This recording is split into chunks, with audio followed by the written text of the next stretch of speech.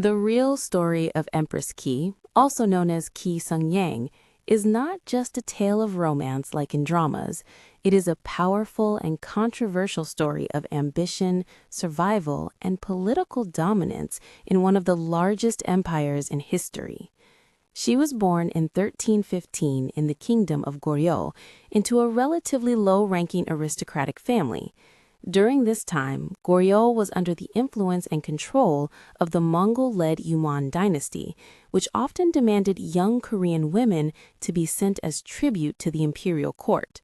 Ki was one of those women, taken away from her homeland and sent to the Yuan court, not by choice, but as part of this political system. At the Yuan court, Ki began her life as a palace servant or concubine, a very low and powerless position. However, unlike most women in her situation, she quickly gained attention due to her intelligence, beauty, and political awareness.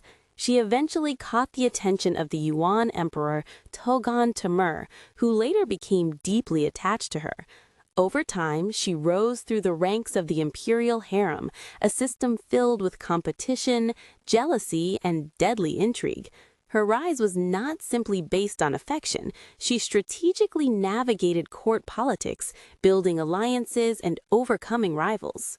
One of the most important turning points in her life came when she gave birth to a son, who would later become Toghon. In imperial politics, producing a male heir dramatically increased the concubine's power.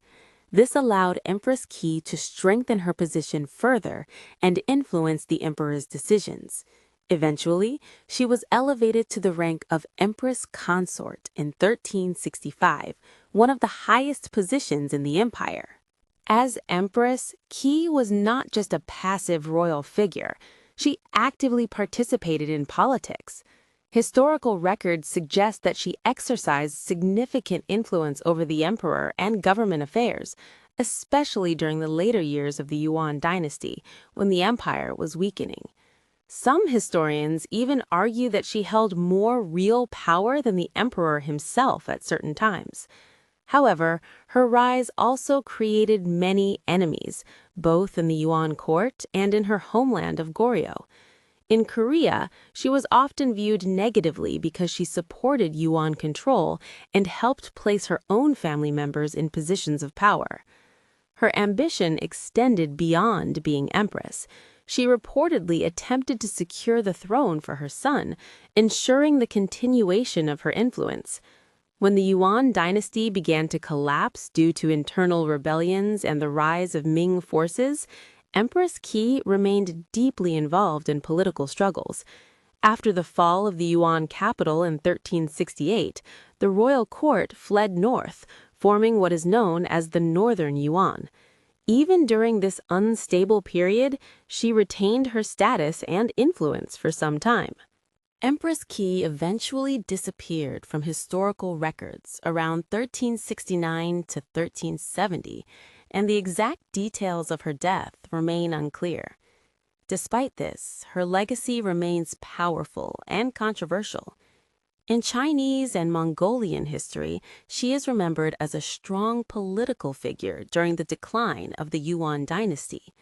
In Korean history, however, she is often seen as a traitor who aligned herself with a foreign empire against her own country. Unlike the romanticized version shown in dramas, the real Empress Ki's life was not centered on love or heroism. It was a story of survival in a harsh political system. When we analyze real history, the question of whether Empress Ki was dangerous does not have a simple answer. From the perspective of the Yuan Empire, she was a highly valuable and intelligent political figure who helped maintain influence around the Emperor Toghon Temür during a time of instability. She was strategic, aware, and capable of surviving in a system where many others failed. In that sense, she was not dangerous, but necessary.